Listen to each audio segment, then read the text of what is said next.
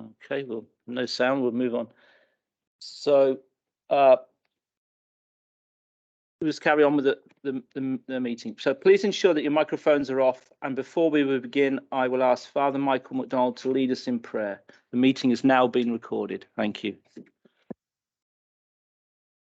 Lord God, our Heavenly Father, you have taught us through the inspired words of the Apostle Paul that neither death nor life, no angel, no prince, nothing that exists, nothing still to come, not any power or height or depth, nor any created thing can ever come between us and your love made visible in Christ Jesus our Lord. We thank you for your many gifts to us, the signs of your love. And particularly we thank you for the gift of the Holy Spirit, which enables us to cry out, Abba, Father. May we be grateful for the fruits of the Spirit in our own lives and in the lives of others. The gifts of love, joy, peace, patience, kindness, goodness, trustfulness, gentleness, and self-control.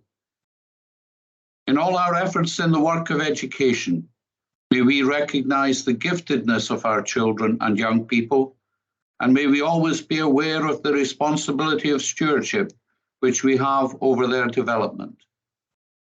Throughout their lives, help them to grow in the gifts of the Spirit, so that they may take their place in the world as mature and confident adults who seek the betterment of the condition of all men and women by contributing to the common good and having in their hearts a commitment to improve the lives of the poor, the marginalized, and the isolated. And we ask this through Christ our Lord. Amen.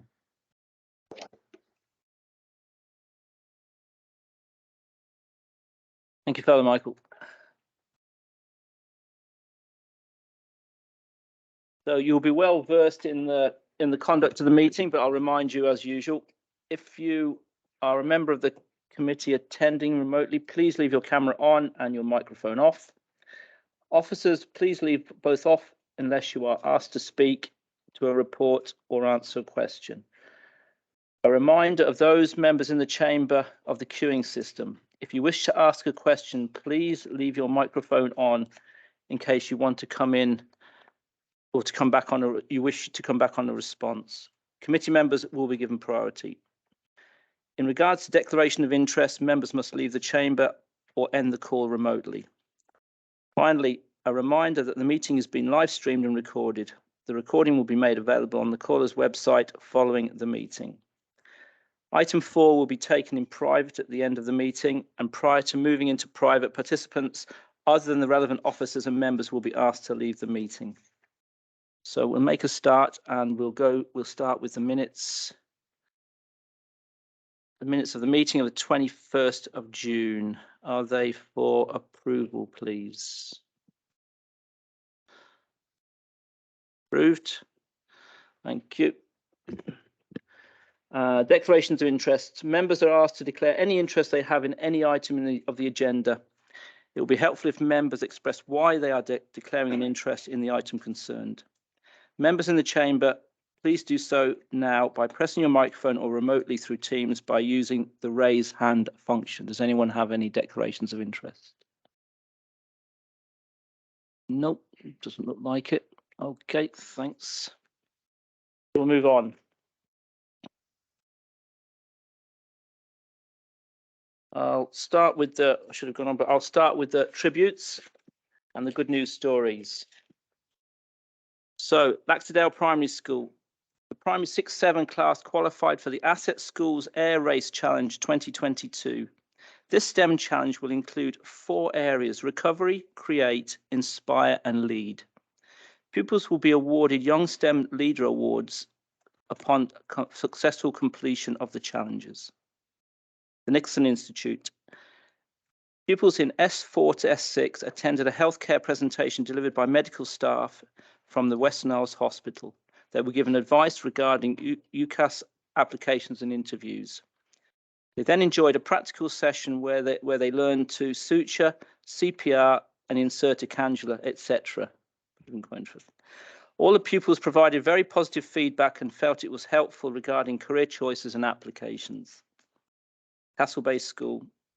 The school in partnership with Barra Football Club and Barra and Vattasay Junior Sports invited professional coaches to Barra. They coached the primary 4 to 7 girls, primary 4 to 7 boys, secondary boys and girls. Senior phase pupils performed exceptionally well in their SQA exams with results above both the national and Western Isle averages. So well done to Castle Bay, that's very good. Park Primary School. Park Primary School achieved their Eco Schools Green Flag Award at the end of last term. School Naruba.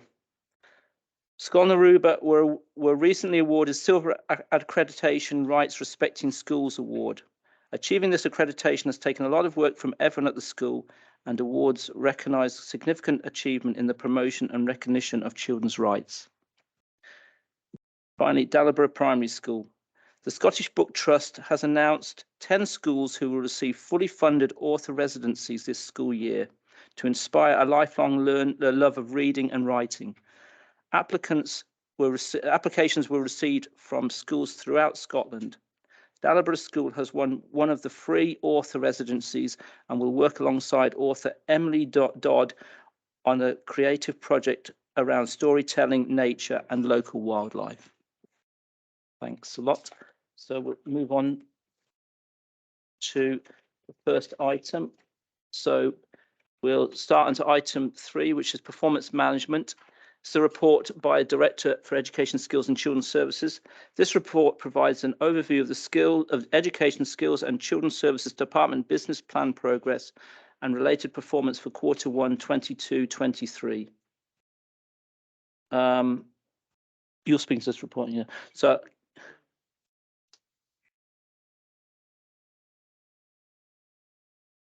I'm sure there's a very good reason, but I don't know why. It's item 4, that's not for publication. The performance management report is in public. It's not for publication. Sorry, that should be item 4, residential placements. This is a public item. The residential placements may cover I know. individuals. That's why that is always taken in private. But the performance management report is in public. It's certainly on my version. Well, I'm sorry, but my copy definitely has not for publication, but it may be just. Well, that's a case. That is an error. It is taken in public and it is available on the website. Okay. So my apologies for that. Thank you. Thanks. okay. So as I say, you speak. Director will speak to the report and answer any questions. Okay. Martin agus tapel of Mr. Finnegan. When we took me tiches pung na gal at an ask a doshuk agus an oorsan pe metallic kist in a gal Virginia. An ask sit in ukus gachreie agus a ginshigus mar a crashin a dolsa rain agus an elang a hoch schechkenen vo chenniche hoch schechken oprig vo chenniche committee so a tor gen as an ask die een san ask gehoorship san alkwinas. Maar de giesje van a Garpunge keer aan hen had je net trifiket nu eerst het visser een. Het in de zes tar op dan hen staan luchtoprig het rein. Ik is hier goed je voor wel na krijg je net ook al aan de lier gefasje na huis kan uluk gehemelan ek na kerlijk en schen. Dat toch met je goed pik na gaal at een huis is een oorstand als je vatkelt je kisten egal. Zeg hier dat Am is mun je hokkerswees aan de Shia punge 3 voor de wil kent als kunnen klang de kan je dat het jood na gel de messie nach de gallen gaat 3 jaar met a gamadu kien als bij klang keer na koker is maar zijn am is mun je getron lijn zuide groot kraantje pikken de jede ach maar kisten ek doen je zijn had Jack Libby ek genius kokie na kisten zijn ook hier in de kisten zijn. Hij is eigenlijk zeer hoog gedicht. Hij is wanneer je hoeft gedenen, gewilsje gameses, keet zich het hier je rekorst dúhfustein i fiche lach chat a réintse nach lichid sa chiad agus ríiste over an is an sein go a dúne gur barach gúne an cynneachgus mar sein bud an tuchte sin idig le se namas a hacken céit a sein. En dan dúliad at na hacken an a kuidirke tu lei siab an go hoch an a hen sé clownach gael bíag sa skol at gain a maski. Tá go bhfuil sin tuichtin pican agus ha bhór nach a sinne roiine tíisle an a lappe le clown a gael bíag hat a féin a maski agus a dúla sin be an ha sin inwantach. Agus kuideach mar a bhfuil a féin bíag a maski hat a caule amach e búnach ganile agus het ruúta na gúta gatéin. So a sin dana pican uptrach é sin ha mis múneach.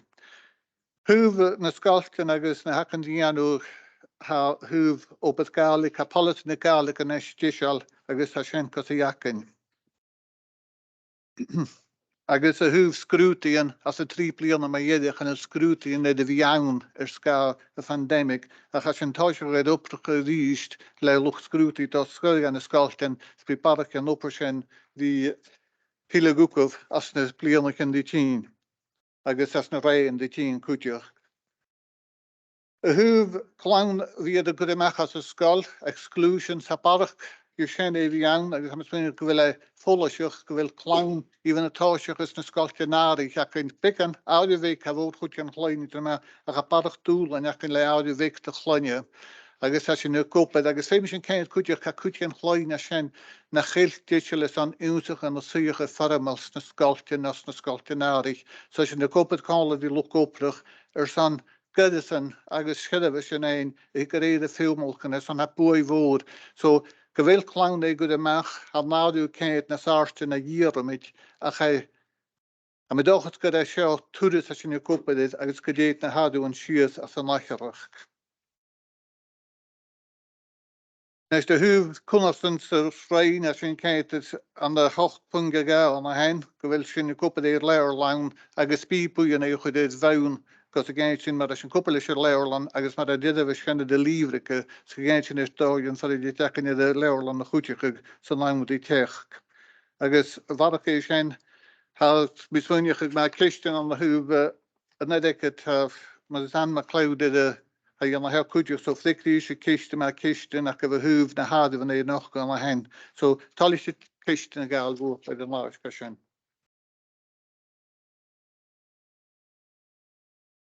So is there any does anybody want to ask any questions, please? Councillor Hal McLean. Thanks. Thanks, Chair. Yes, it's a report, as the director said, that we had some of it 8 weeks ago, but 8 weeks is a long time for some of us, of course, but we're coming back to in a fresh way. Can I just say that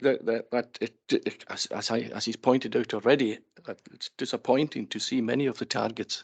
Actually, I see in 6.3 the targets there are 80% and an actual target. The actual target reached was less than 40%. Another 70%. The actual target was less than 60%, and that seems to be in 6.8. You've got the same again. There is there seems to be a recurring that we're not reaching the targets. Can I ask first of all, and this is first, has the effects of COVID had an effect upon this, or is something else the cause of that?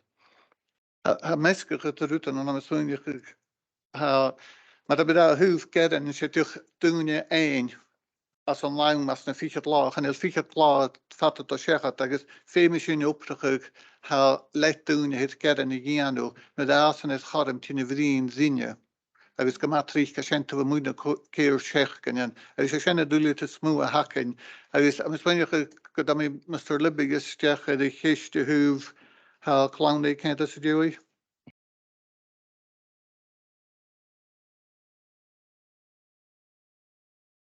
Thank you, Director. Thank you, Chair. In terms of the timescale for looked after children's reviews, it is a critically important target, I would accept. This reporting period over the summer months is traditionally a challenging period in terms of meeting that target because we have to set the dates well in advance.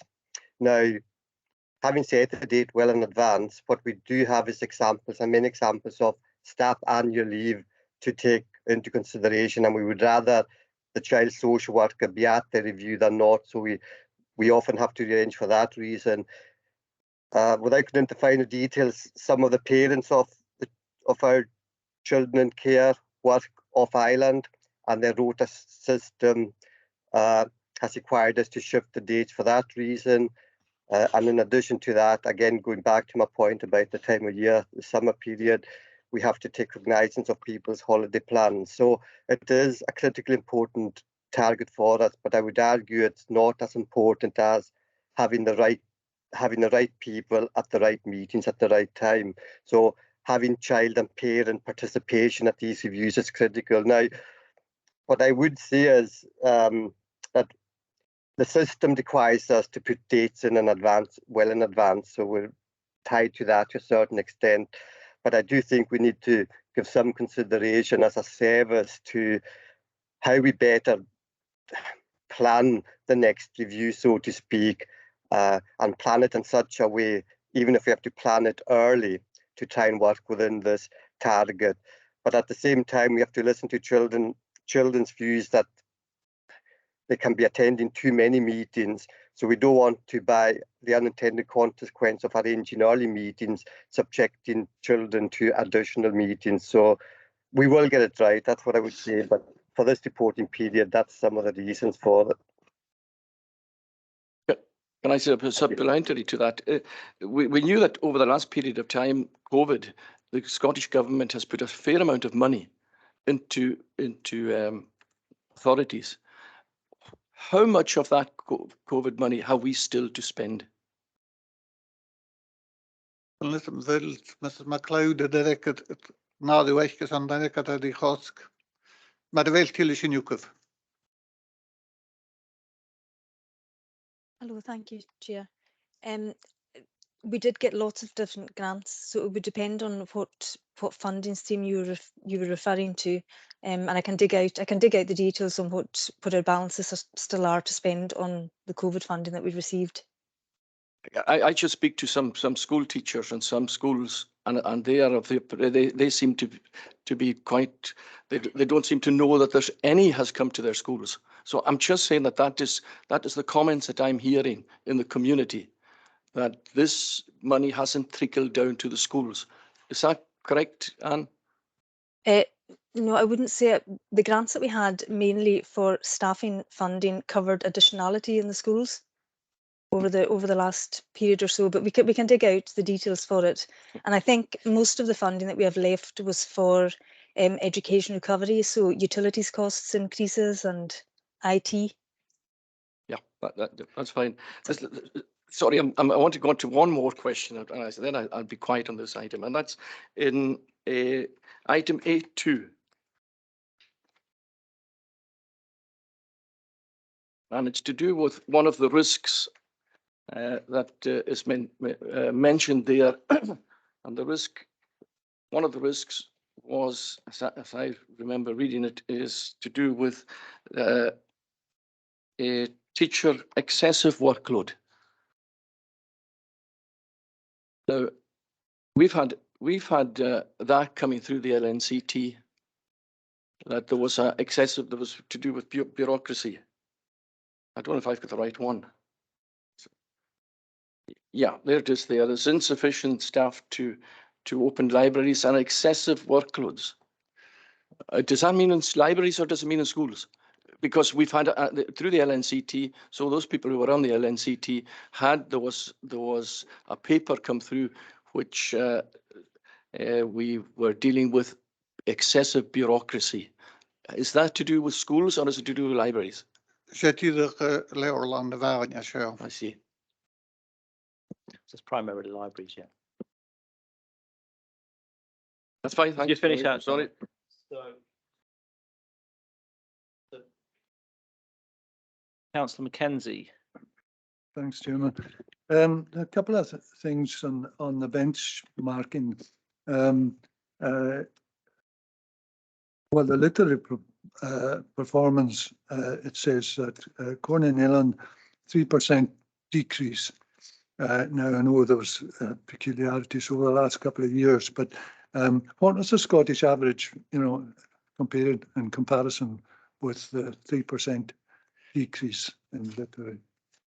And also, while I'm on it, numeracy increased to 71%, which sounds very good in terms of increase. But what was the Scottish average for that, for these two? A mi do ieri dol mach glewt yn y sef nawr ta aos gag dol y tîn ed mar as yn tîn as ysgol so sian y tîn as ati dy chlor.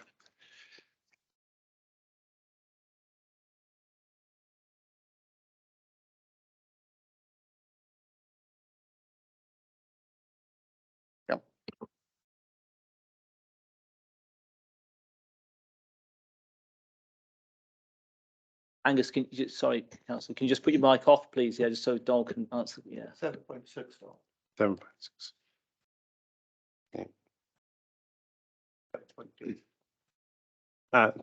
Na harfan ag agus na seach point gysia had ciantri mar a payment on bliona fichit agus fichit sa hin ha urges voted in von Warschen geharad koper is skrive agus numeracy von Warschen had an asketjin an agenda nu ek point shia was nu brin is bukken of barach get le tachert the no operation Janet to Polynech.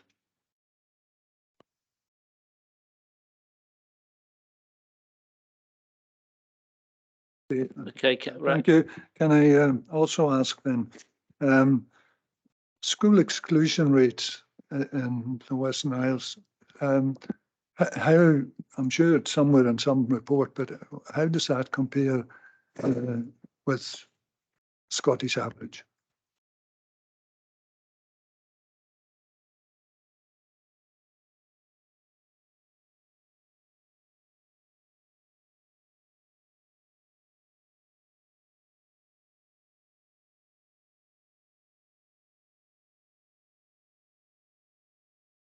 You are, yeah, okay. So, Tilly sin it asle na hadu yn cynasiant is an sien.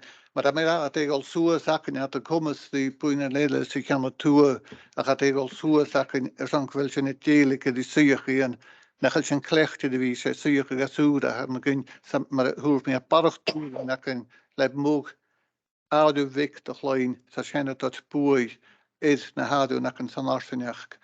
Ach, as yn cael ti sian y lwydach y lefi deilig leis y dych y lefi taffan curriculum et reality gan chlwyn a sian. Ach, ys yn y hadw yn gyf.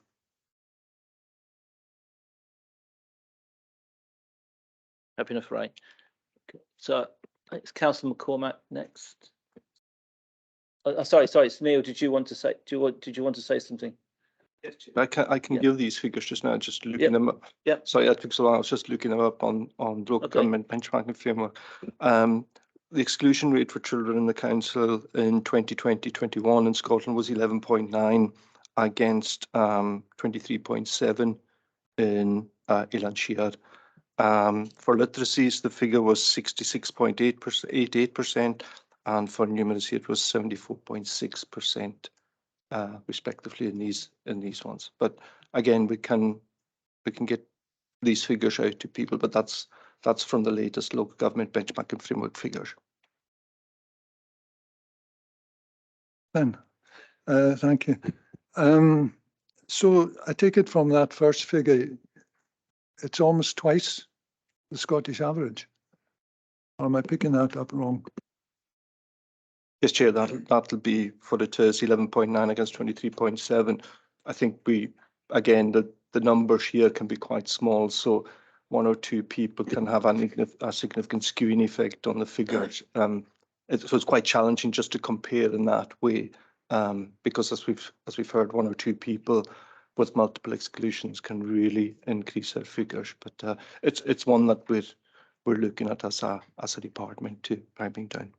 But just to bring the director in as well here on this. A mis wynych na hadw na sio sy'n cael ys clown an na cúra mé gáí chadican.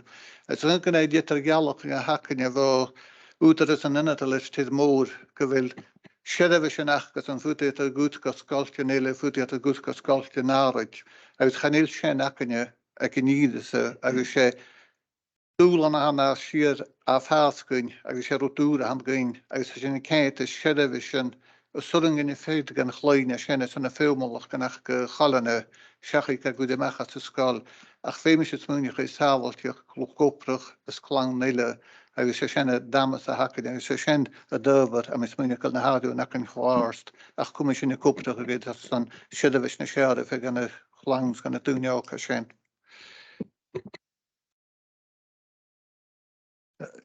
Yeah. Well, I didn't catch all of that, but the main point is that our figure is twice the Scottish average. And although not necessarily comparing it with the whole of Scotland, how does it compare with, for instance, Orkney, Shetland, and similar sized councils? It does seem very high. I mean, I appreciate the point made that it's you know, a small number can, you know, skew the figures. Okay. We could get those figures to Neil, to Ray and everybody so that we can sort of move on. Is that right? Yeah.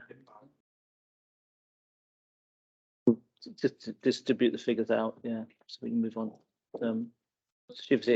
Thank you, Chair. Sorry to take up the time of the committee, but like Mr. Mackenzie, I had a bit of a concern about these figures, but I'm obviously reading them incorrectly because I'm reading 714 to say we have a rate of 23.74 against a Scottish average of 27 and an LG and a family group average, which includes the other islands councils, I think, of 29.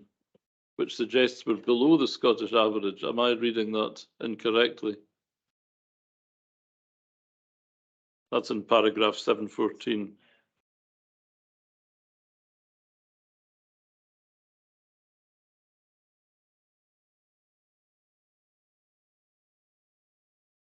That would suggest that obviously there's been an increase, but we're still below the Scottish average and our benchmarking family group of councils. Mr. MacDonald's nodding.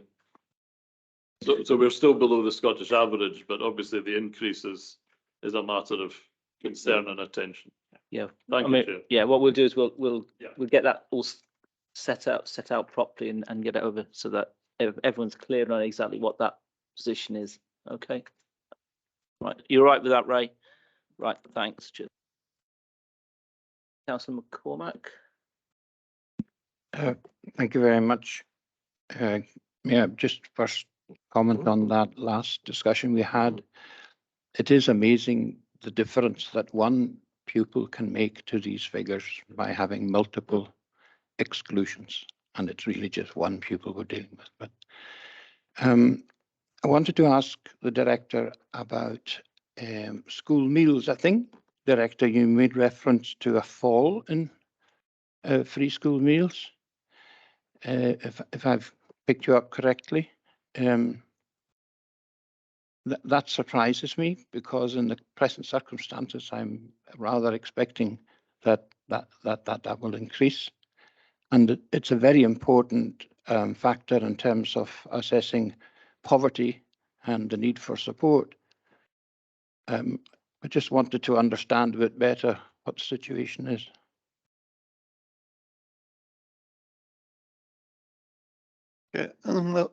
Beliskel. An over the han ek nangse jeftheolichen bioganatski ma toeristel dachike hulan na sarstina bekanis shiamile tiek. Agus audio ma isla shen. Agus tran pandemic who is tar theolichen tar goprach amatheolichen karam barch uden optrachig. Gas na tachart. Agus é nóver sin cha je toeristel se dachu soe spikken. Stochen nach rot haus de feinach hoch militiek na 9 militiek. Ach was sinnne kiel rot de kaul. Codam bíag an asci eins de sculption. So sé rúta a hachas ag go bhfuil buaig nach rotúleg dunne rís agus fémi ra 6 míle sé túrisol goma ísel a sin agus ag gearag bíag an ascis na sculption amachta hélich an me gifat barach de sin. Ach, a mes hunne gehaas kuteach go bhfuil sin has sin a kopper cruúile de sculptins le parent an kuteach a géir is an mis munne go bhfuil Dúnes na hélein in hadden le san kuteach a géirí agus mar a feiad bíag an asci a caúlam is cranchen eile leit how éidir scalas mar sin dúirst an asci. So sinne go brosnach is go piprach go síí cos a fashion barach carm is bíag an ascis útach an ascis mar sin dúirst agus ha mis muine deil túne sanna iad a fechcin go bhfuil a géir rúteach fiacha sin agus comisisin go brosnacha.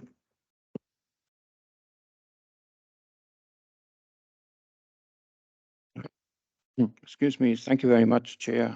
That is my concern, really, that we're not picking up all of the children. And given that that number is likely to go into increase over this winter, it might be worth putting an extra effort, I'm sure you will, into finding the children. Thank you very much. Okay, thanks, Councillor McCormack. All right, Councillor Gordon Murray. Thank you, Chair. Good morning, and thanks to the Director for the report. I just wanted to draw members' attention to 6.7 and the ASN transport. As you know, it's an important service for those with special needs accessing education, and wanted to know what's the progress and is there a timeline in replacing the ASN vehicles, and when do you see us returning back to pre-COVID levels of ASN transport? Thanks. Tá sé bhís leibh go seach fer mé mas meach léote sta cuideach. An le na túléta san a hacain as jo COVID thuh de ha goú sé minibus nach laptops na gopricté haim sé greibéin an rutena sin na cóstagus a sin na fiú úne bhód is an ha uie man ein a kin sin na fílin ha sin na téisiil is an ástacha ach haft tuch liste féú an chofatte. Ha lit bhfuil meis meach léote an tuú chudís. Thank you. Fracan me as a viola, and sure.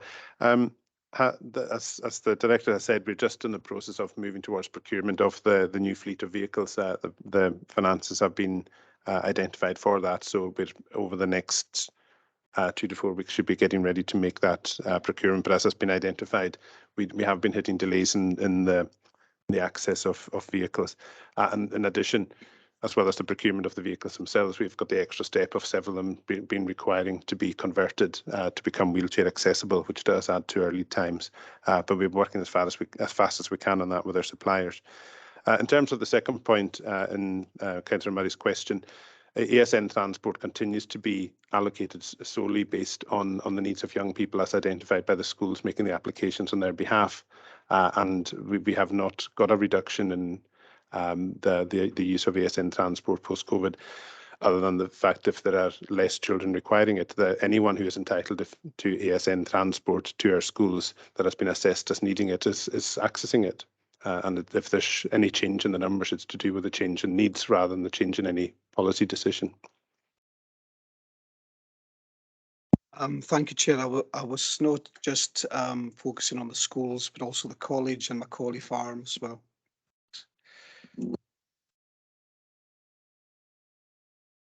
That's something that's not within our area of responsibility. I think aspects of that may lie with young adults accessing these services, which is a separate department from ours. As far as we're aware, everyone who has made requests for ASN transport that's within our policy responsibility have been assessed, and those eligible have received it.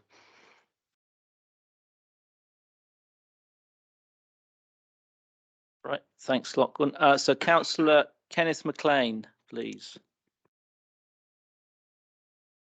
Hi, it was just to reiterate what was said about the school meals. I know in the camp we find that in citizens advice, that we find it difficult to I don't know if convince is the right word, folk to access these services just due to shame, basically, embarrassment. There's also an issue around children don't like to be known to be getting free school meals by their peers due to embarrassment themselves. This is the children, not the parents. I'm not sure if there's any way we can change it so it's a more subtle process, so that the other children don't know. But yeah, it was just a a comment. Okay, thanks, Councillor McGrath. So we can continue to look at ways of seeing if we can find new ways to try and encourage people to take up the free meal offer. Something for us to work on. Okay, is there any other questions, anybody? Councillor Francis Murray. Thank you very much, Chair.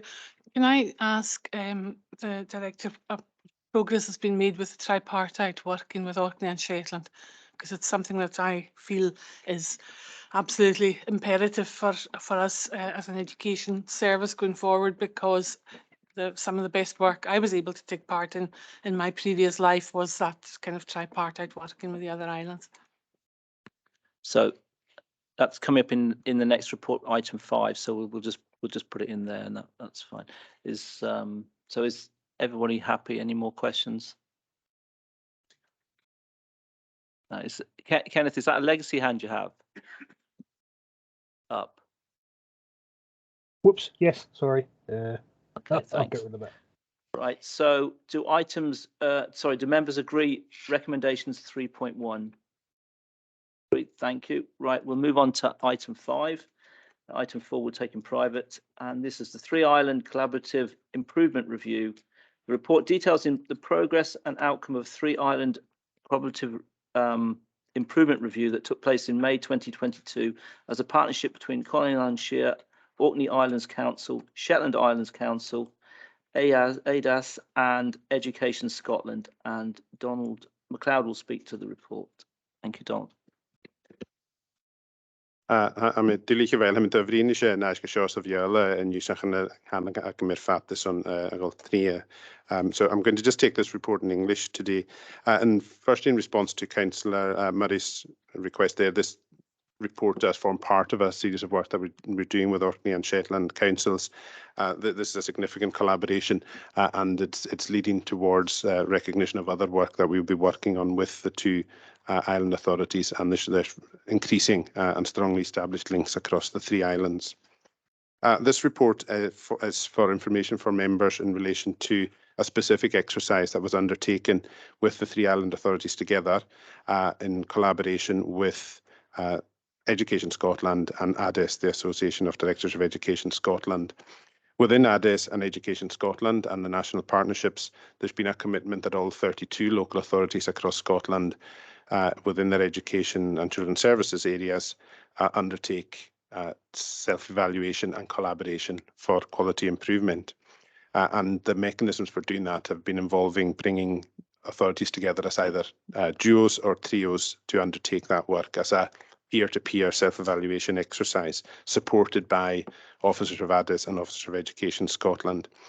For our process, the collaboration was with Orkney and Shetland in recognition of the strong existing links and common areas of progress and development that the three authorities have together.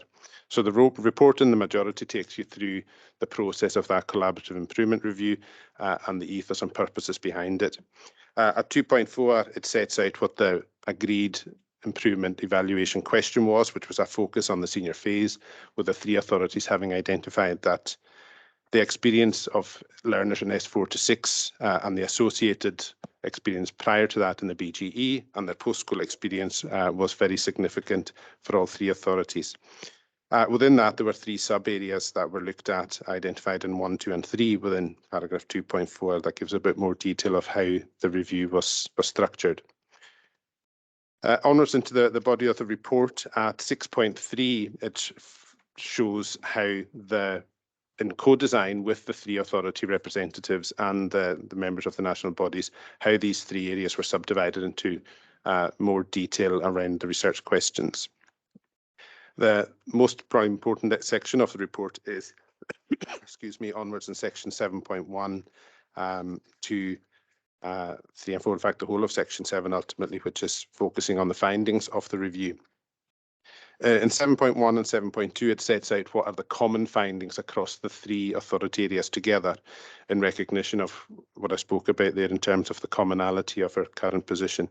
And there were really important strengths that were recognised in this exercise, and particularly around collaboration relationships, pastoral transitions from pupils, partnership working, development of foundation apprenticeships and other pathways, and some work, although not consistently so, some work in terms of curriculum improvement. Importantly, it also recognised significant work around support for COVID-19 during that era. Common areas for improvement identified through the process set out in 7.2 focused considerably on the inequity of curriculum offer across and within the islands, and the continuing need to evolve the relevance of the curriculum for young people. Challenges around harmonisation were recognised across all 3 islands in terms of creating an equitable system that is dynamic enough to meet the modern needs of learners, but also realistically supports local authorities in management of financial resources and budgets and staffing resources. Particular importance as well as around communication, and that was a complex matrix of communication around how schools communicate with parents and learners, and how authorities communicate with each other and in and beyond to partners who support in school and post school delivery. Excuse me, a thread running through all of it was about equity and parity of esteem, which is an issue across our 3 island areas where we have a very diverse school estate, and that's something that is a recognised aspiration for all 3 authorities. At 7.3, the group have worked post-review to distill down the findings into 3 main areas with broad headings to inform an action plan that's been developed. So the work across the partnership of the 3 authorities has continued beyond the review, and we continue to meet to work on this agenda specifically, as well as other work. I should say that the action plan is not going to sit as a separate plan. It will be incorporated into our existing National Improvement Framework plan for the whole overall authority improvement in education. At 7.4, importantly as well, the process gave individualised feedback to each of the 3 authorities separately with aspects that were more unique to their settings. And at 7.4, there's feedback there based on the 3 sub-questions for us. And you'll see particularly in the Western Isles, differently to Orkney and Shetland, Gaelic features significantly there, as would not be a surprise, particularly around maintaining the Gaelic offer through the senior phase and continuing to have a meaningful connection between Gaelic medium education and the experience of Gaelic in school, and how that then links to post-school destinations and employment.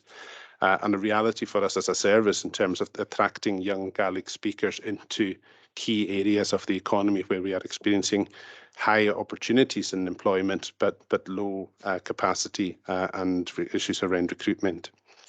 So overall, the findings and conclusion very much focused on the need to move towards more equitable systems, addressing inconsistencies of experience, far more embracing of opportunities for digital learning, and very importantly, the need for innovation in the curriculum and greater collaboration and close working together to have a curriculum that meets and delivers for the needs of learners rather than for the system. So happy to take questions on that from members as we review the report, and look forward to planning this work into the future. Councillor Frances Murray. Thank you very much. I think in relation to my last question and this report, I think my question is, are we going to continue doing work with Orkney and Shetland beyond this particular exercise?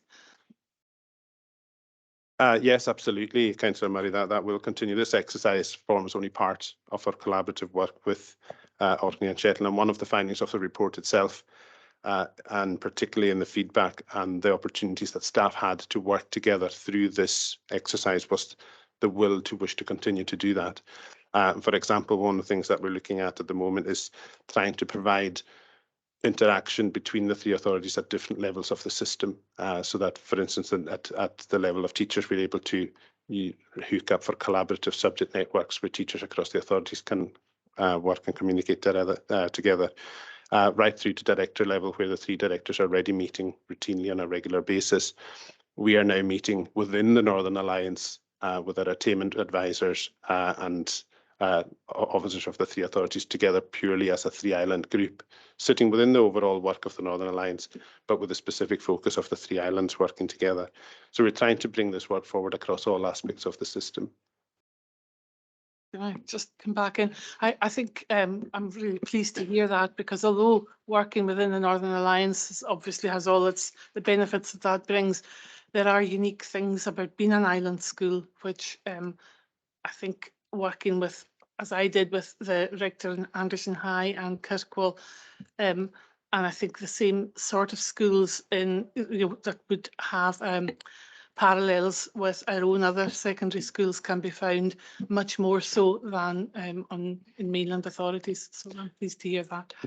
Absolutely, Councillor Murray, and that's something that was recognised. Although we don't have exact matches, the work that was already done between the Nicholson Institute, Anderson High and Kirkwall Grammar were recognised within this work, but also the will for other 3 schools to find equivalent partnerships. Obviously, in these authorities, they still have a number of junior secondaries operating with provision up to S2 or possibly up to S4 in some cases. But the overall nature of the school and its community and the size and the nature of staffing, there are clear parallels where that can be fostered. Absolutely. They also have very common issues around the diversity of the curriculum, applied learning and post-school destinations, and there's a lot that we can do together and learn from together in that. Anyone else have any questions? Can't see any. Councillor McLean.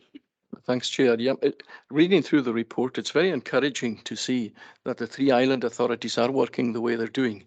But my question is what input will this have that we're doing? And I think this is the best form of reform of education, actually practitioners making the changes rather than what is envisaged in the new SQA.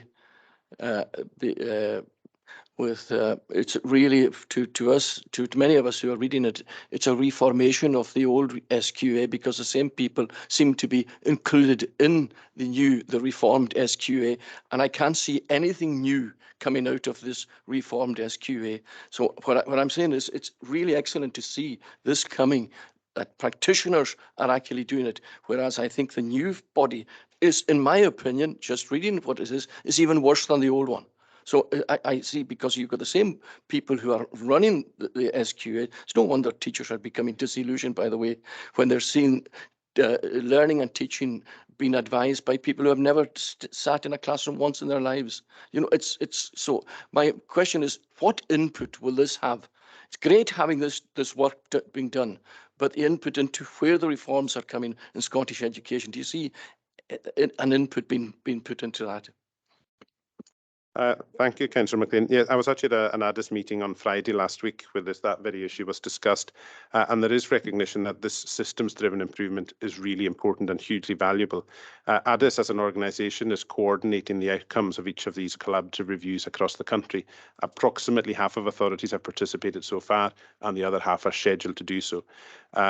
On the basic level, it's a really very impactful and beneficial impact on the individual services participating, but importantly, ADIS is gathering this, each of the reports from each of the authorities participating to feed into national collated reports with the intention of demonstrating to the people like the Hayward Review, the Muir Review, the organisations that have been established to look at SQA, the new inspectorate, whatever the evolution of Education Scotland is, to prove that a systems-led, systems-driven improvement system can work effectively. So a lot of store is being placed on this work nationally and is being collated by ADIS with the intention of demonstrating the system can be most effective in improving itself from the, as you say, Councillor McLean, the front line with practitioners. And this review was very much, as you'll see from paragraph 6.4, very much involving the frontline and participants who are active and working in classrooms every day, and having them identify their own priorities for improvement and be able to plan for how that improvement can be delivered. with the scaffold and structure of national services. We did have Education Scotland and ADIS working with us on this, but it is a systems-driven improvement. So we do hope that that work will come forward through a network such as ADIS, who will continue to lobby around the evolution of these new agencies nationally. Okay, thanks, Donald. Any other questions? Okay, do members agree with recommendations at 3.1? Yep, I'll take thanks. So we'll move on to the next item, item 6, which is Broad General Education and SQA National Qualifications 2022. Report by Director of Education. This report provides a summary of the caller of the attainment performance of the Broad General Education P1 to S3 and Senior Phase S4 to S6 in the 21-22 season. And Donald McLeod will speak to the report, please. Thank you, Chair, and hopefully this report will go some way to answering the questions raised previously by Councillor Mackenzie, noting particularly that the timescales of reporting are different here. The data that was included in the performance report is previously published data, and the issue that we have nationally with that is that it's about 6 months out of sequence. So the data that's within this report is our internal data yet to be published nationally, but our internal data for the academic year 2021-22 as recorded by teachers in June 2022 for the BGE, and from exam data in August 2022 from SQA presentations. I draw attention first of all to paragraph 2.3, which recognises that within the teacher judgments for P1, P4, P7 particularly, and I'll explain why in a moment, the overall aggregated milestones achievement was 83.1% for the Western Isles, as against 76.2% in 2021. The reason I make the distinction is that in 2021, S3 data was not collected in schools locally or nationally, and wasn't collected at all for any schools in 2020 due to the COVID pandemic. So that does create a hole in our data that's not of our own making, and does challenge, and will for some time challenge, our ability to look at trends over time. But we are trying to make reasonable interpretations of the data as it stands. So we recognise that that is overall a significant improvement, although we always have to note that it's the same year groups but different cohorts of children year on year within them. In addition, at 2.5, there's information in relation to our performance at SQA exams for 2022. Again, similarly, overall, there are strong improvements, although distinctions need to be made in terms of the complexity of the different assessment models that were in place during the COVID era and the return to external examinations in 2022, although still not fully conventional and conversant with 2019 because of changes that SQA made to course delivery. So even in 2022, although there was a return to external exams, there were significant adaptations made to course delivery and preparation for exams with the SQA in recognition of the continued disruption that schools faced last year. So we still can't draw pre-COVID comparisons in that data. But overall, the message and the picture in data is positive. At 6.1, there's a collation of the BGE data, returning to the BGE data for P1, P4, P7 and S3, as recorded in the diagram shown in paragraph 5.3.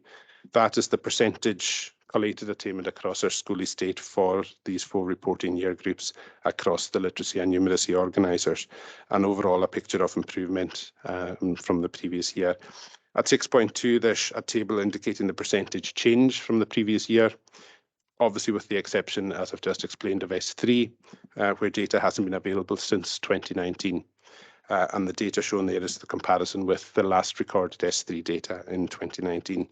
And there, where there are some small percentage variations, the overall picture is positive. We do recognise there continues to be areas for improvement within this, particularly as you'll see from 6.1, and need to continue our focus on improvement in writing in both English and Gaelic as a particular priority. But also looking at horizontally across years, we have an issue of a P4 dip that continues to be evident in our data that schools are working on to address. In terms of, excuse me, In terms of the attainment in the BGE, another important statistic, we have an outstanding report that we'll take to a future committee. Hopefully the next committee series, if the national data is published in time, if not the next one again, is the issue of poverty-related attainment.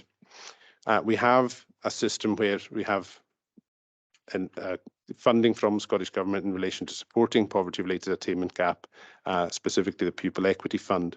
And that allows us to identify pupils who may be in receipt of benefits or be able to be identified to have poverty-related factors, but also an attainment gap related to that.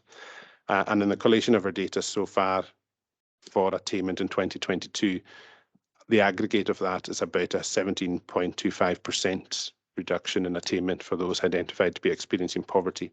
So as a blunt indicator of the potential poverty-related attainment gap in the Western Isles, you could say it's sitting at around about 17.25%, but there are variables within that that need to be recognised. Variables in terms of consistency of school identification of pupils in receipt of Pupil Equity Fund, and the continuing and increasing reliability of judgments around the CFE for pupils as well. There is obviously, that's an average percentage. There are some areas where it's lower. There were a few areas where attainment was actually higher for pupils in receipt of Pupil Equity Fund than the main cohort, but other areas where it was significantly lower. So when the national data becomes available later in the year, we'll be able to bring a detailed specific report on poverty-related attainment gap, which is one of our outstanding reports. In terms of the senior phase in section 6.8 onwards, we at the moment only have the headline published data because the national benchmarking tool Insight has yet to be published for this year, which is the tool that allows us to have much more detailed and broken down analysis. And the summary of the attainment for this year in the senior phase is highlighted at 6.9, where you can see the overall pass rates at A to C for the Corner schools in relation to the national performance. Again, as explained in 6.8, we've had 4 years of 4 different systems in place, which makes comparisons year to year very difficult, and there are significant caveats to drawing any comparisons. But for your information, just for the purposes of seeing the difference between internally assessed awards and externally examined awards, we've got a table at 6.10, which shows the performance last year in local authority and nationally. So the overall ratios of passes stays about the same, but there was a much higher rate of achievement when qualifications were internally assessed in 2021. So that's a summary of where our attainment is at the moment. Schools continue to work in the detail of their own schools' data on improvement, particularly in collaboration with our attainment advisor, to make sure that they are addressing the specific aspects of attainment that they need to address within their own schools. And this also will come forward along with the content of the previous report into our National Improvement Framework Plan and the identification, as is going to be required nationally for us from the end of this month onwards, to have established stretch aims for improvement in attainment that we report nationally on to government. And again, when these are concluded, we'll have a future report to members on that. So happy to take questions. Does anybody have any questions? Councillor Mackenzie. Just one, which I was going to bring up under item number 10, but it's appropriate here because Mr. MacLeod has mentioned it, and that is the question of there's 2 outstanding reports, and one is work to close the poverty gap, which you've referred to. And obviously, I was going to bring up in the context that it was a very urgent report, you know, that it shouldn't be to a future meeting, which sometimes can go on into the future. So what you're saying, what you said just now is that you will be getting further information and that you'll be drawing up a report before the end of the year on this. Is that correct, Mr. MacLeod? Yeah. I did explain in terms of that. Firstly, the issue that we've had with the delaying of the presentation of the report is the absence of data during the COVID era. I think the report, if I remember rightly, was due in 2020, but we haven't had data that we could use to report during the COVID era. So this year, the data published by our authority itself or collated in June 2022 is the first data point we've had since then. And the issue we have is we have to benchmark that data and have it subject to Scottish Government quality assurance, which is currently still ongoing. and doesn't get confirmed and published until December 2022, and not technically published and released into the public domain until February 2023. And that's the reason why we're challenged by the reporting. The data that we have here is internally quality assured from our own systems in June 2022, but it doesn't become publicly available, and we don't have any benchmarking to say where our authority sits in performance in relation to others until we get it released to us in December and then published nationally in February 23. So until we're able to get that information, the report we'll be able to provide would be limited. So we can take an interim report to the next series if members wish to, but we won't have the full totality of the information to give a comprehensive report until that data becomes available to us officially. It's an issue that we were raising again through that meeting I was at Addis on Friday, that authorities are challenged by the lag in time between schools submitting this data and it becoming available for authorities to use and report on and identify for improvement.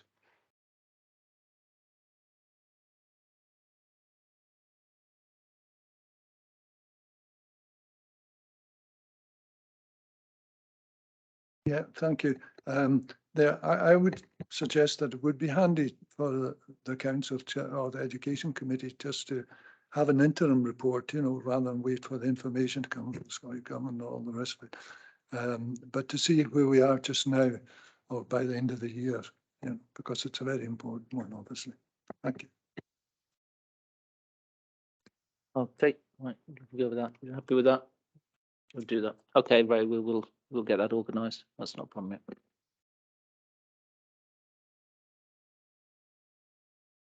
Oh, sorry. Do you want? Just to clarify for Councillor McKenzie, that we'll be able to provide a slimmer interim report based on information we currently hold internally. We don't have access to the full data for I think there'll be the next sitting is in 29th of November. So we can bring an interim report there with the caveat that it will be limited in what we can share at that time. But we can then bring a subsequent fuller report after the full publication of the national data that's been verified and confirmed. Okay. Councillor McCormack, please. Thank you very much, Chair. I do find the figure of 17.25% very troubling indeed, I must say. That's a significant barrier for these children to overcome. The Poverty Action Group, CPP, will meet at the end of this month to discuss exactly what the situation is currently and going forward into this winter. It would be useful, Mr. MacLeod, if we could have as much information in regards to this and how we're hoping to combat it immediately and going forward. We've already heard some discussion on the fact that, families are unwilling to volunteer to receive additional help, but we could nonetheless, having established who exactly the children are, offer them greater support in schools. Are we in a position to do that? Do we have sufficient additional staff to support children in this very difficult situation? Thank you, Chair, for bringing me in. Yes, we do have a significant additional resource to put towards the identification of the poverty-related attainment gap, where it's identified to be linked to specific pupils in schools. We have had for a number of years now the Pupil Equity Fund, which has been specifically in the Western Isles used collaboratively across schools to provide additional attainment workers, which are in schools under the deployment of head teachers and heads of school to put to the areas where they identify from the knowledge of their own pupils the most significant attainment gaps or the greatest need is. And we do need to recognise that within the Pupil Equity Fund cohort, there are a number of children that don't have an attainment gap. They're identified because they have poverty indicators but don't have an attainment gap. And we're working with schools at the moment to make sure that with their attainment advisor, to make sure that they are targeted, the support is targeted at an individual pupil level based on what they know about their specific attainment and where the attainment gap sits in relation to their poverty indicators. It's a sensitive area for us, though. We have to be very careful about stigmatisation and negative labelling when we're doing work like this. We have to recognise and make sure that we've got strong communication with the parents and young people involved. I think there was a comment in the chamber already today about stigma in relation to free school meals, and it's important that we're able to give that support in a constructive and sympathetic and sensitive way that doesn't single young people out and doesn't contribute to further stigma or concern about being identified. We also have to make sure that we're using information sensitively and appropriately. For instance, we have information around things like uptake of clothing grants, but we have to be careful about how we use that information when it's possibly could be construed as being used for a purpose other than how it was gathered. So we're trying to support schools to make sure that they know where their attainment gaps are, but it's the connection of that to where their poverty-related attainment gaps sit. And our attainment advisor and our data that we're gathering for schools is there to support them in doing so. But there is the Pupil Equity Fund supporting schools already. We've also got access this year to the Strategic Equity Fund, which is a new redistribution of funding from Scottish Government via the Scottish Attainment Challenge. And the majority of that funding is proposed to be used for schools to bid for access to that pot for specific projects related to closing the poverty-related attainment gap in their schools. We've been trying to be careful around the language of closing, because closing has sometimes become interpreted as eradicating. And in terms of the current economic climate and the challenges we face around poverty, we are recognising that we have to work towards reducing the poverty-related attainment gap as a reality for us. We have an aspiration, of course, for equity for all our learners and attainment for all our learners, but we do have to recognise that we have to be realistic in what we can achieve year on year. And staff are working on reducing that attainment gap as we speak. We've had significant dedicated input for that at our Augustine service from corner officers and from our attainment advisor in supporting individual staff to make sure that this is a high priority at classroom level and in their individual interactions with young people. But we do walk that careful balancing act between identification and stigmatisation as well. I accept all of the points that Donald is making there. Obviously, what's troubling me a little bit is that a lot of responsibility for ensuring that we have all of the people who are going to need additional help, which is coming hopefully from the national government. It may be that education will have a huge responsibility in establishing just exactly who these families are in many cases. And that's a big responsibility to place on the education establishment. And I take the point you are making on that we have to do it very, very carefully indeed.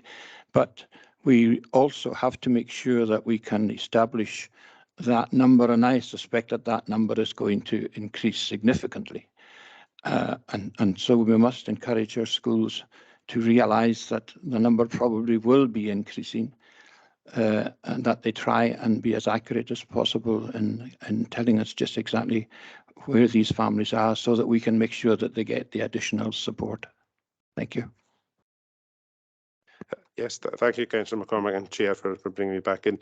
I'd absolutely agree, and it's important work that we're doing with schools at the moment in terms of how we identify these pupils. The only blunt measure in terms of the advice from Scottish Government is around free school meals uptake, and as we've already spoken about today, that is limited for us locally.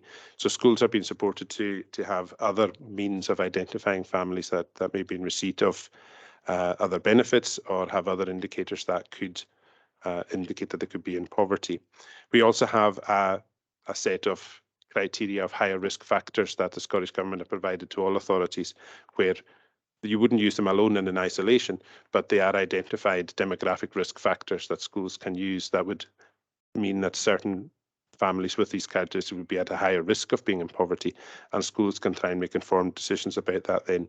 But the fundamental thing for us is making sure that, first of all, we're identifying the right families, and then secondly, that we're identifying where that attainment gap sits. Because as I said, not all families in poverty experience an attainment gap. So it's trying to marry the two sets of information together to make sure that our resources are being properly deployed for having the maximum impact. Okay, thanks all. Gordon Murray, yes. Thanks very much, Chair. I'm not a member of your committee. I should have intimated that at the start. It was just On table 6.10, it makes very good reading that we're consistently above the Scottish average on the pass rate. And I just wanted to know, ask Mr. MacLeod if off the top of his head, does he know if we're above the pass rate for maths and English? And if not, he can send it on, but. I'm afraid I don't have that information immediately to hand, Councillor Murray, but I know from previous analysis that English definitely is. Maths has tended to fluctuate and has in some years and not in others, but I can get that information more specifically for these two subjects and share it with you. Okay, that's fine. Yeah, thanks. I think it's Councillor McLean was trying to get in earlier on. Yeah, Thanks, trying to get in this. it's just how because you think you got the person lined up and then the actual this automatic system puts it to somebody else. And Yes, it's just a question, and it's relating to 6.7 and then to 6.9, 6.10. It's to do with the rate of attainment, and as it says there in 6.7, learners in receipt of pupil equity fund attain at a rate of 17.25. It's been alluded to already about this. When we see the dip that's in between 2022 in 6.9 and 6.10, there's a dip in, and there's a number of factors that you can have dips in year groups and what have you. In between 6.9 and 6. In other words, between 2022, 2021, maybe a better comparison would have been 2019, because that was when they were going through very similar to what they're doing in 2022. But is there a possibility that the dip in 2022 has to do with poverty as well? And if so, and is there any way of identifying that? Because it's a very worrying trend, as already Mr. McCormack has mentioned, that what is happening in our communities. Thank you, Councillor McLean. There's a few factors around that I would maybe try and touch on. First of all, the data at 6.7 relates to P147 and S3, because the Scottish Attainment Challenge and Pupil Equity Fund predominantly related to the BGE. The data that we have in 6.9, which is the exam data, is not intended for attainment purposes as such to be compared with 6.10, so that was more about comparing an internally assessed system and an externally assessed system. And as 6.8 shows, we've had four separate, as it stands, four separate systems and four separate years from 2019 to 2022. The challenge we have locally in terms of the poverty-related element of the SQA data is that the InSight benchmarking measure uses SIMD, the Scottish Index of Multiple Deprivation, as a measure of poverty versus deprivation and attainment. And for us, that's challenging and of very little impact. That it breaks it down, the attainment data, into 10 deciles based on postcodes, which through lack of population density in any area of the Western Isles means that it's not a meaningful measure for us. So we don't have easy, ready access as other authorities would have to be able to evaluate the impact of poverty on SQA data. What we're trying to do locally is operate a mechanism where we can, on two fronts. Firstly, to take the information we have from the BGE as pupils move into that senior phase, where we have had them previously identified as being in receipt of PEF, to see how their attainment sits in SQA. That can only be done manually, pupil by pupil, result by result, and that's a very challenging exercise in terms of data crunching, and we don't have data analysts to do that. So it's a very time-consuming exercise to do that analysis. What we are doing, and it ties in with our stretch aims for Scottish Government, is looking at free school meals as a measure. But again, we have to do that in a more manual way because we don't have automatic systems that will crunch these numbers for us. So we are working on trying to identify at the moment meaningful ways of extracting the cohort data there that may be indicatively experiencing poverty and see how the numbers compare. But I would say without a doubt, I would be surprised if there wasn't an element of a poverty factor within our senior phase data, as much as it is within the BGE, but we haven't got a system where we can easily quantify that yet. Okay, thank you. Councillor, Reverend Hugh Stewart, I think that's you in Teams with your hand up. I'm not certain. Good morning. Reverend Stewart? Yeah, hi. If I could just contribute to the debate, please, from the perspective of the baby bank that we run here on our side of the island, which helps families across Lewis and down to Harris. What Mr. MacLeod has been saying is very, very important, and the other contributions that have been made. One thing that we found is anonymity helps individuals come to us for assistance.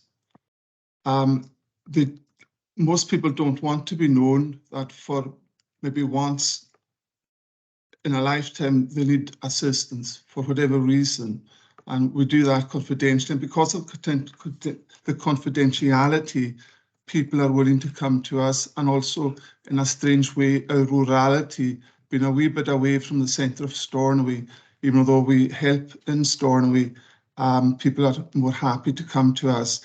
In terms of identifying those individuals who may seek assistance or require assistance, it's important that you don't just look at people on benefits only, because what we've found recently in the last 2 or 3 weeks has been 2 parents on low income, just above the threshold for qualification for benefits, but not well off enough to buy things they would normally wish to buy. As prices increase, incomes don't increase, their disposable income is being squashed. And some of these individuals and families find themselves in quite challenging circumstances. Perhaps the Poverty Action Group you're talking about have mechanisms in place to identify and to support such individuals. I don't know. But what we have found also, and it relates back to what Mr. MacLeod has said, we now have families who have senior-aged pupils seeking assistance. So it isn't just, although we're a baby bank, we cover primary and secondary, but recently we've begun to see secondary as well. So going back to what he said about perhaps poverty having an impact upon senior fees, it may very well be true. And I'd like to commend the department for the work they are doing and have been doing in helping to eradicate this poverty gap. As an island, we've always prized education, and that's been born out of poverty. We saw education as a way out of poverty, and I know there's definitely a will within the Cónchurla to ensure that that's eradicated. And we're happy to work, and we have been working with Cónchurla representatives to meet and to assist our fellow islanders. Just some thoughts. Thanks, Reverend Stuart. Yeah, that sounds good. I mean, we're just looking at that possibility of maybe ways of actually doing more collaborative work with yourselves and helping to identify families and people, and obviously done in a confidential way. So that might be a good way forward. So thanks for the suggestion. Thanks for that. Councillor Kenneth McLean, please. It was just to sort of continue what Reverend, apologies, I've forgotten your name, was saying. Basically, that gap between people not qualifying for state benefits, but also being on quite a shoestring budget. Is there any way we can adjust the sort of thresholds on our end? Or is that not within the Colliers' powers?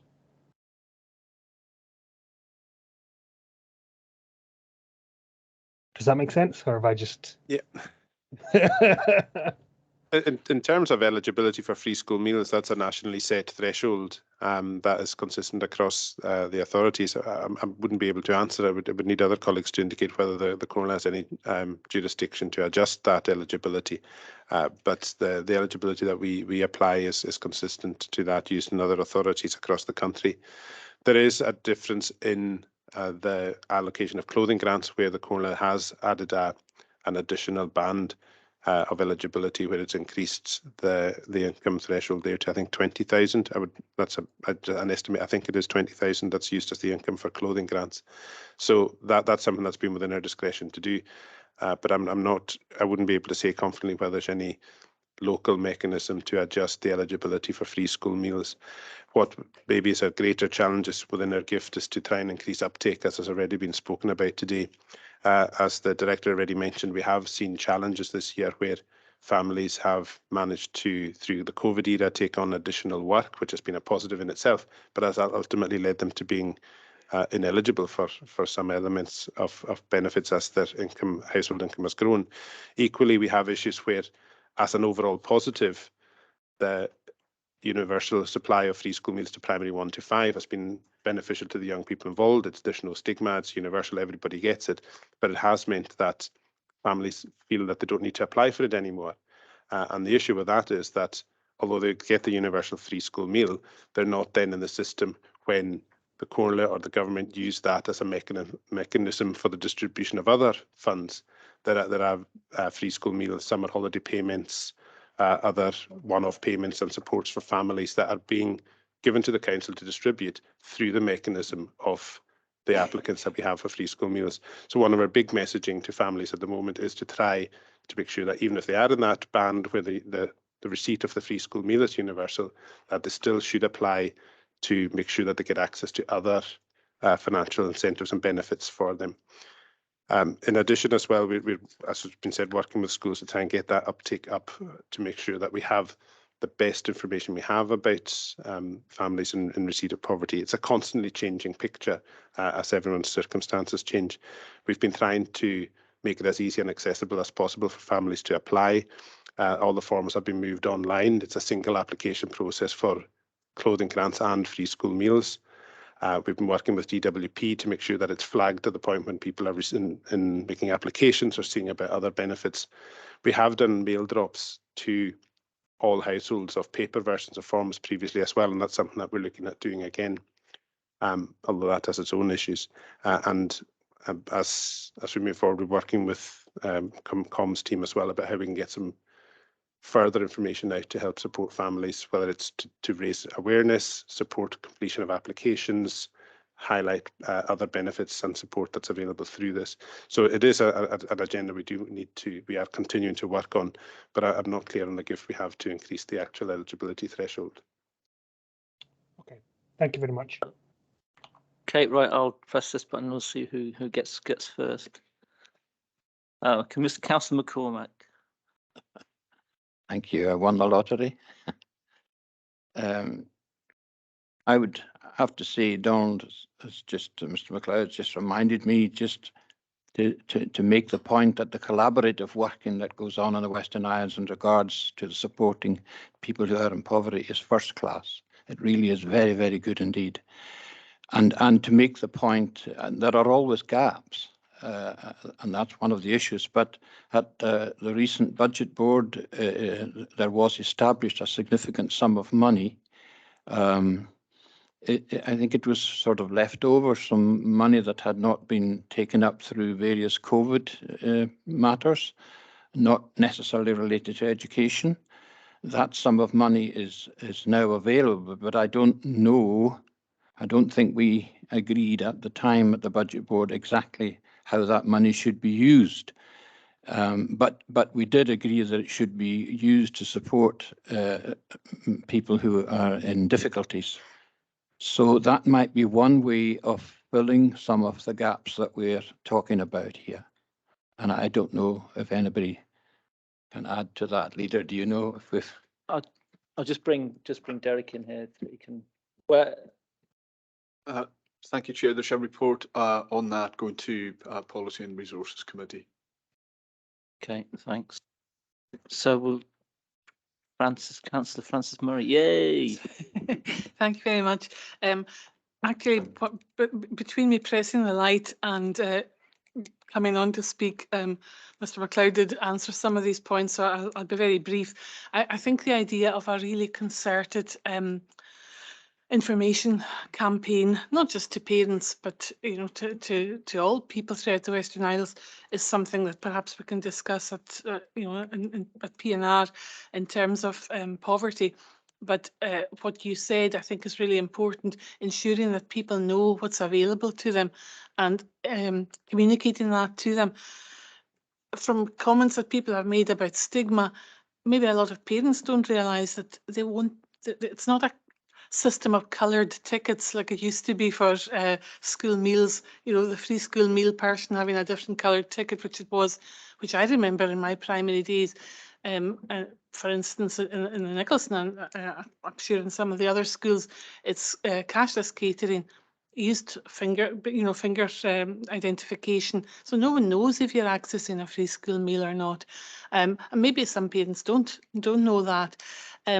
Most schools are probably operating a policy of recycling school uniforms, and as we know, a lot of our young people are very interested in the environment, and I know for at least 2 schools in Stornoway, so that doesn't give you any surprises as to which these 2 are, who are operating a school uniform bank on the basis of already worn, already loved clothing, and you're helping the environment by taking this rather than poverty related. So I really think there is a strong case for communicating to families what is available and putting to rest some of these stigmas. Impressing upon them how important it is that they make this application from between P5 and going on after they've had the free school meals. Otherwise, results not being taken into account in terms of poverty and perhaps less money coming in PEF across to the islands. So it's in everyone's interest for people to be taking up what they're entitled to and making sure they know about it. Okay, thanks for that, Francis. Yeah, we'll sort of look at all those suggestions and incorporate them in what we're already doing. Leader. Thank you, Chair. Just to follow up on what's been said, the report to PNR, it's kind of asking us as councillors, as members, how we think the money should be distributed as well. So, people can have a look at the report before we go to committee. That'd be really useful in terms of putting ideas forward. I mean, once we agree what we're going to do, I think you're absolutely right. The communication is going to be key. And if we're taking the messaging around what we've discussed today, within that communication, I think it's going to be really important. Dalborough School also does the clothing swap shop thing, so it works really well across the schools, and there's no stigma. We had a parent evening the other night, and it was out, so the kids were going over and having a look. So yeah, it destigmatizes it by doing it that way. So, and having previously had a pink ticket for lunch, yeah, things have changed. Like you said, there's more anonymity in the system. Thank you. Right. Thanks, Ed. Gentlemen teams, are they legacy hands? Or did you want to come back in at all? No, I've just got one more little thing to say. Okay, just because then we'll call it a day on this one, and once you've said your piece, yeah. Okay, basically it's just something to maybe consider as a potential way to help or solution or what have you. So in the cab, I've found, well, I've been asked on occasion to help people in Lewis and Harris and things. For those who don't know, I'm from down Barra, and vice versa. I know of people on Barra who were too embarrassed to come to us locally, but have spoken to advisors on other islands because they feel like legally we're not allowed to speak about any of this sort of stuff in detail anyway, but people are afraid that local folk who are helping will discuss it, and maybe it's just something for the council to take into consideration if they're advising people. Say if somebody from Barra wants something and they're too embarrassed, well then go speak to, phone an individual who's going to help you on Harris or Lewis, and vice versa. It just adds an extra layer of anonymity. God, I can't. You know what word I'm looking for. Okay, yeah, thanks for that, Kenneth. Yeah, we'll because we can bring that to PNR and we can put that in as one of the suggestions and one of the ideas as well. So thanks for that comment. Final comment now from Councillor Duncan McInnes, if it ever has it. Yeah, it's just following on from the discussions that were held. Firstly, I was wondering when the 16,000 threshold was set, And next, you know, when is it usually reviewed? Because if it's a year ago, for example, we've had inflation of about 10%, so that would take it to 17,500 straight away. So it's very important, particularly when Angus was talking about, you know, poverty, that we do take forward, you know, the circumstances and the change that has taken place in the last 12 months. So it was how often it's reviewed. And I think, you know, the review should take cognizance of, and it's having a disproportionate impact, the current inflation on those that have low incomes, particularly on fuel and energy costs and, you know, food within the household. Do you want to come back in, Donald? Thank you, Chair. The threshold has recently been reviewed. It's set, it's set and guided by that set by DWP, and its information is released, as far as I understand it, annually on what the threshold is, and the Corolla has always accepted the DWP threshold. So I assume from that process that the annual setting is determined by what's agreed nationally on it. If it's something that the authority want to look at, I can discuss with the colleague, Ian Gordon-Smith, who looks after this area, who could take a future report on it. But it's an area where we've been involved in the front line in schools, but we're not involved particularly in the policy making aspect of it. But a future report may be timely from the officers who are responsible for it. Okay, right, thanks for that. So do members agree recommendation 3.1? Thank you. Right, we'll move on to item 7, which is teacher staffing update 22-23. This report provides an update on the progress with teacher staffing for the academic session 22-23. And Neil MacLeod will speak to the report, please. Thanks, Neil. Thank you, Chair. Again, as you say, it's an overview of staffing and the progress towards getting staffing complement in place for 2022-23. It gives also an indication of probationers last year. So you can see that in the last year, we had 9 English medium and 3 Gaelic medium primary teachers, probationary teachers, and we had 8 secondary ones, and at 6-1 it gives you an indication of where these people have progressed to, and 6-2 gives the current situation with probationary recruitment, and we've had 3 English medium and 3 Gaelic medium in primary. We had 10 secondary probationers allocated, or were requested rather. 7 of these were allocated to us. However, 4 of them who were allocated were not able to take up either through failing the PGDE or for some other reason where they didn't want to come here. So we've ended up with 2 maths and 1 technical teacher there.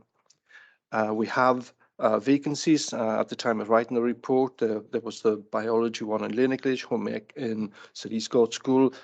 Pleased to say the biology one in Leonagledge has been recruited to. We continue to offer the PGDE sponsorship. This year, there's no external ones. I think they're all from within the core, and that's worked really well for us in recruiting teachers, especially when they're teachers who are already living and working on the island. It's rather people who are living and working on the island wishing to pursue a career in teaching. And again, it makes it all the more likely for them to continue to live on the island when they do become teachers.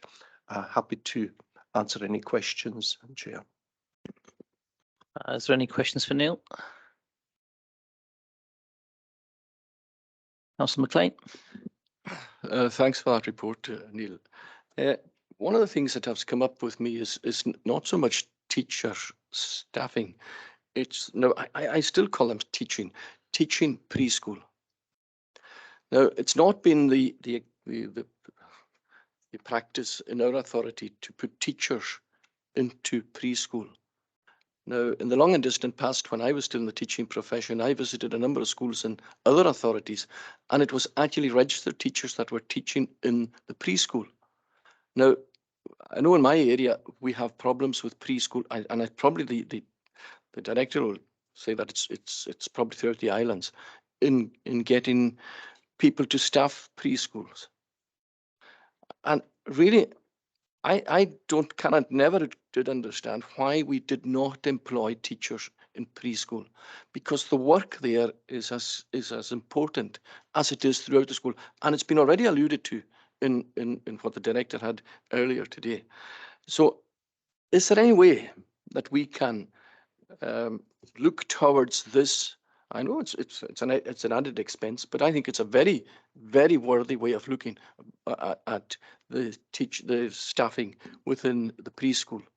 For instance, I've got a vacancy. I think it's in the Gaelic medium down in my own place, and I think that's quite universal.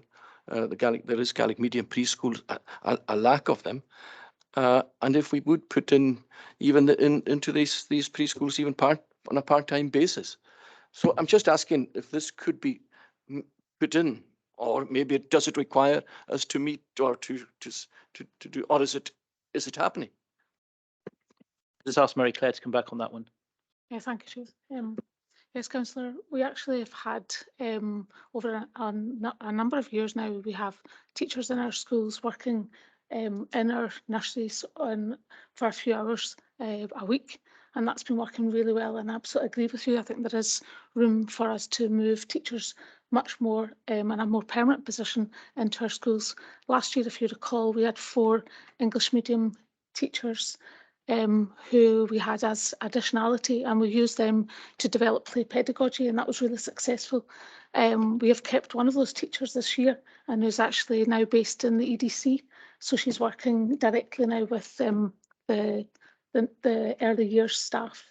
So it's definitely a way we're progressing towards, and absolutely would welcome myself. I see the benefits of it. Thanks. That's a very positive response, Director, that you're going to move teachers into preschools. Maybe we've done a policy move here today. I don't know if it's quite good that the Chief Executive was out when this happened, but.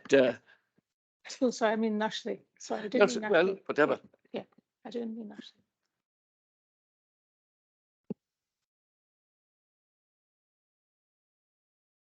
Nachbelum. Sé fé na rut na haus in kéted, has in kéted klang vús 3 go sech sa giúsa go troch lucht. Agus kudiach na skalten pikke, go bin te kéted klang na kéid blier na go te gopad as na skalten kadi klang na kook blier na gari verladu na smooth os so sin da jechen in a kriege na sennetes skalten aardig skalten likkel pikken, go bin giúsa troch lucht, agus go Kenitsin gymwr es can an chlonias mar at y giwsel ys gydwgad can an a slóia. So si rwyd cahachad es y funud a chawsin i'r gamas sydd sien agos barach gygianol e lwch tegis gas na sgaltian arich. Bachblyf.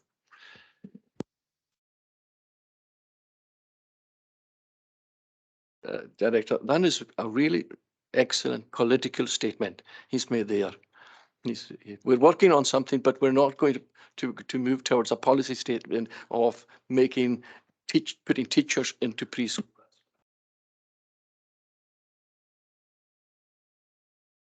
Okay, thanks. Leader. Just to say, you have experience in practice. My youngster just left preschool, started in primary 1, and he's benefit from the teacher coming into the school, so it's working really well. Okay, thanks. Any other questions? Do members agree to note the report? Thank you. Right, we'll move on to the next item, which is Northern Alliance Progress and Impact Report.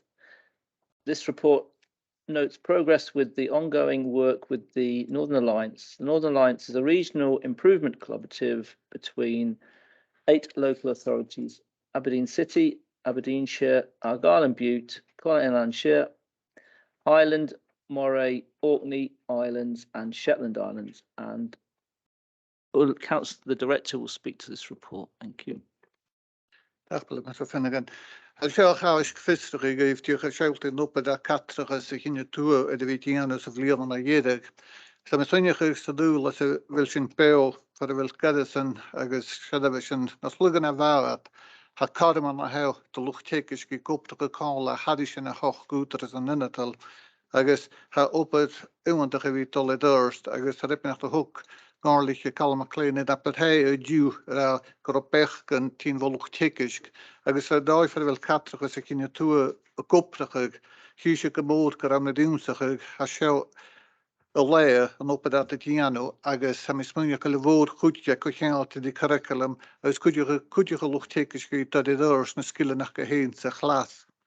Agus blasad a ma heúch an deir fóptach a bheith $, tro chatracha sa cinenne tú sam is muine go bhfuil ma siam militíag nech tiisk go bhí luib seos he seult in mar sein cho éfach go sa dá optrach a seo agus chuide go feint dúne cynniche die lucht tikke skille nach cynniche dus na bí súil áhaiste gedal. So ha curriculum wat traflíarnichen, vo canin, hu CLD kuúch agus áste spoonskol, sa de kéit is gach runni te júmsige agus a kopte rest na runni an a sein. So is seo fiistere gef húfna te tíano samitalití kiste na gále de máisk. Tachtlep.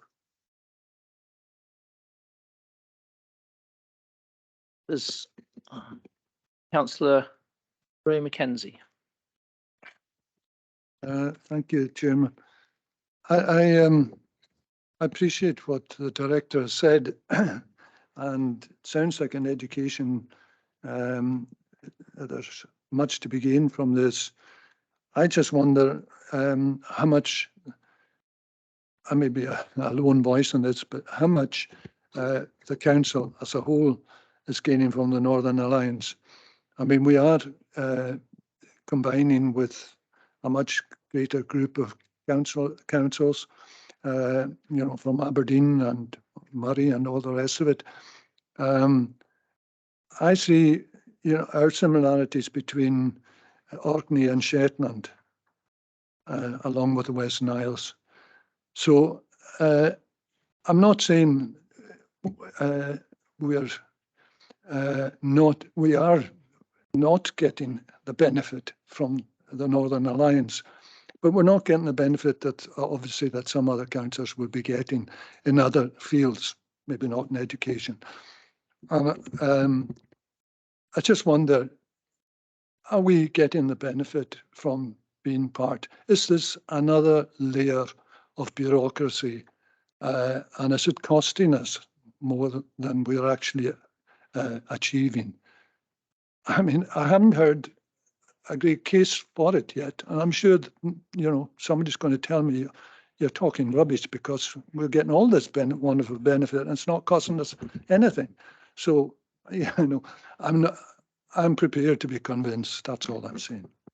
I can't speak for the wider, but I mean, for education, I would say it's definitely a benefit, absolutely a benefit. So I can't speak for anything wider than that, to be honest. So, but certainly for education, it's definitely proving its worth.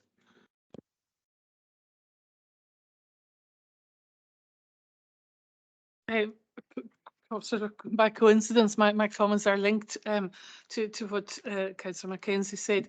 I think it's a case of communication and maybe ensuring that teachers in the classroom are made as aware as possible of the benefits that they can have from this collaborative working.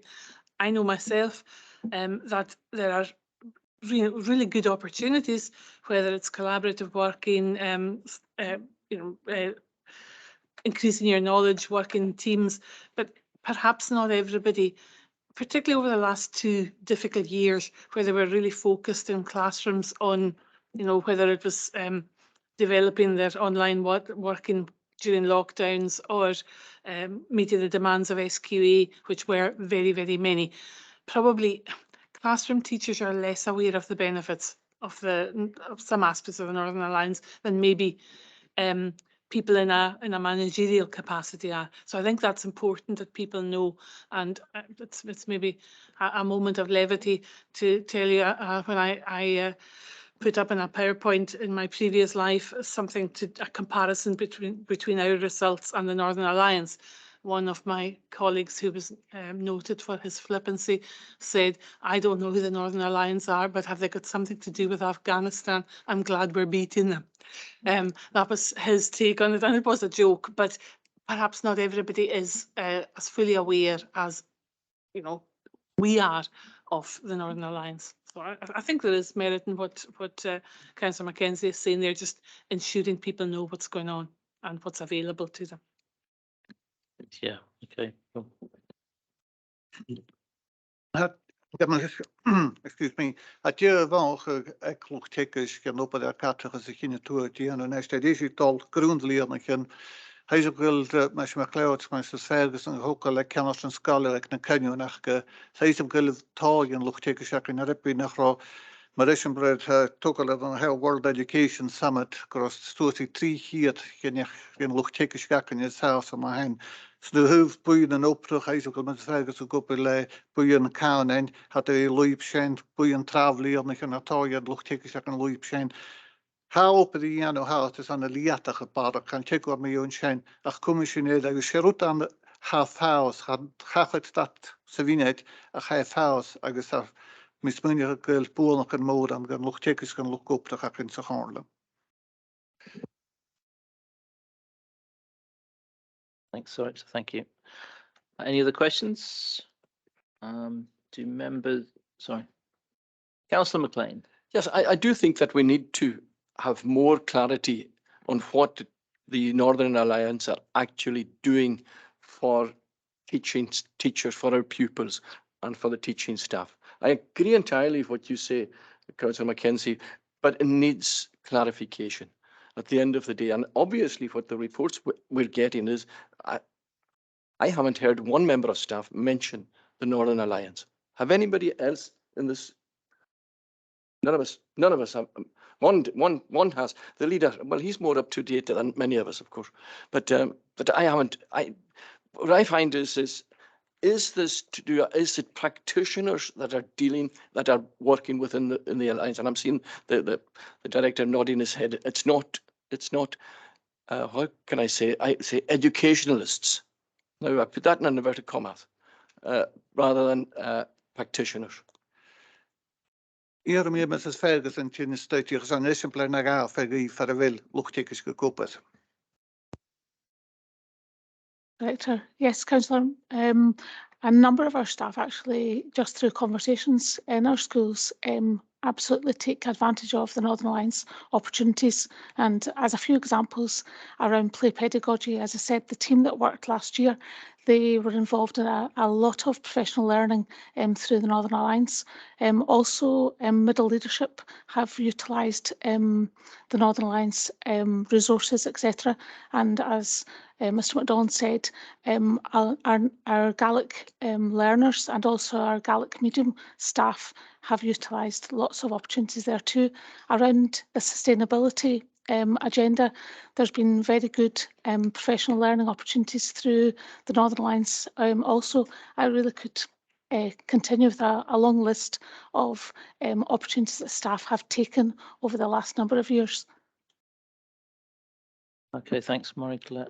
Donald, do you just want to add something to that? Yeah, it was just to add another couple of examples. It's a project that's finished now, but also the Northern Alliance Emerging Literacy Project was a very frontline project directly impacting on staff in all our schools across all the authorities involved.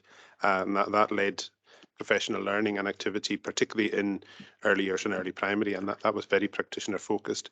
Another example of work coordinated by the Northern Alliance was moderation work across our secondaries to support the alternative certification model that was in place during COVID-19, where they coordinated moderation groups across schools to allow teachers to work together to support that moderation work.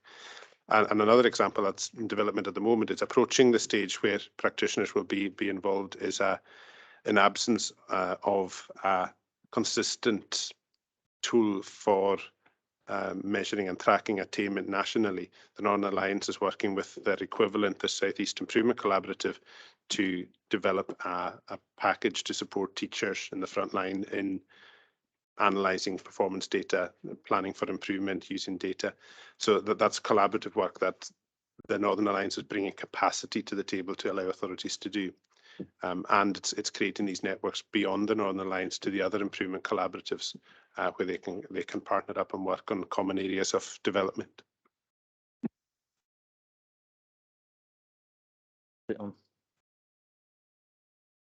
If members wish, I can bring Kathleen Johnson, one of the officers, and ask her to do a presentation in terms of the work our schools do linked to the Northern Alliance.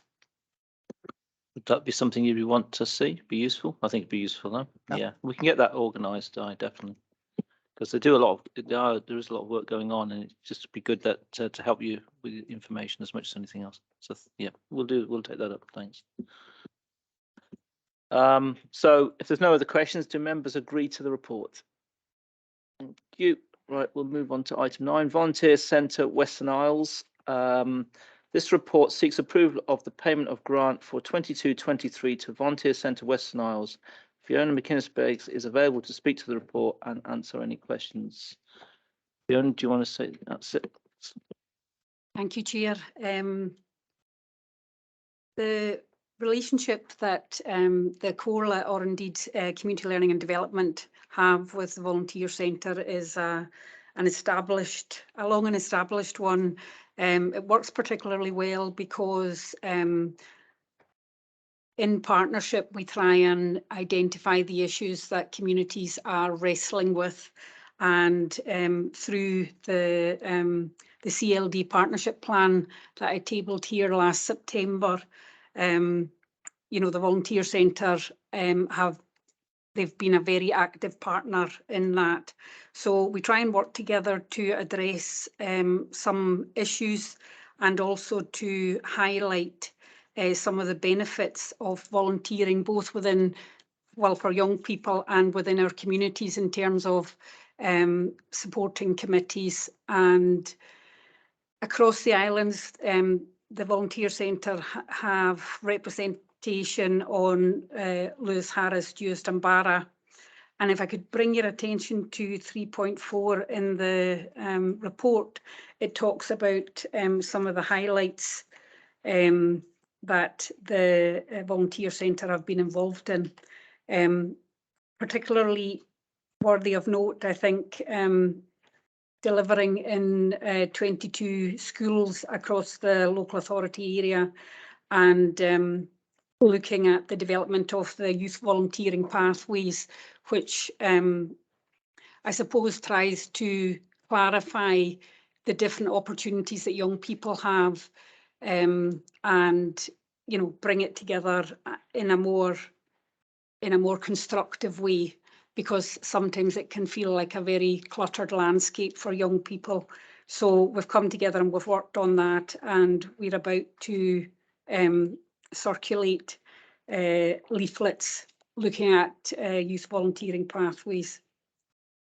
In terms of support for organisations, particularly post-pandemic, many voluntary organisations have struggled to restart, or you know, their whole organisation. They've had to change, they've had to adapt, and the Volunteer Centre have been able to provide support for committees, and I suppose offer a level of comfort in terms of moving forward through the changing landscape that we're in. So I'm happy to take questions. I mean, the body of the report goes on to talk about, you know, adapting to meet the needs of volunteers, and it's so. Okay, thanks, Fiona. Is anybody wants to ask any questions?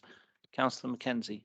No, I was just going to move agreement. Just going to move agreement. Okay. Is everyone else in agreement? Okay, that's great. Thanks a lot.